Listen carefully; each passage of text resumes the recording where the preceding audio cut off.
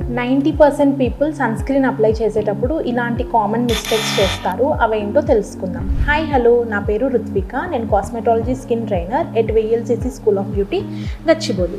So నార్మల్గా ఎప్పుడైనా sun screen apply చేసేటప్పుడు హ్యాండ్ మీద తీసుకొని ఇలా రబ్ చేసి పెట్టొద్దు. ఎప్పుడైనా కూడా ఈ 2 ఫింగర్ టెక్నిక్ అనేది ఫాలో అవ్వాలి.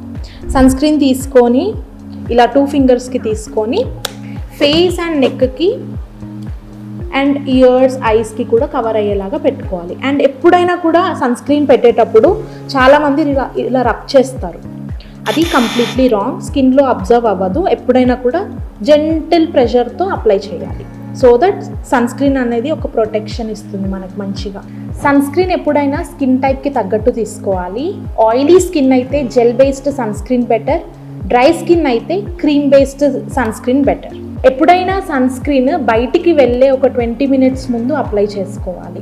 ఎప్పుడైనా సన్ స్క్రీన్ 2 to 3 అవర్స్కి రీఅప్లికేషన్ అనేది చేసుకోవాలి. సో ఇలాంటి ఇన్ డెప్త్ స్కిన్ నాలెడ్జ్ కోసం జాయిన్ అవ్వండి VLCC గచ్చిబౌలి. Thank you.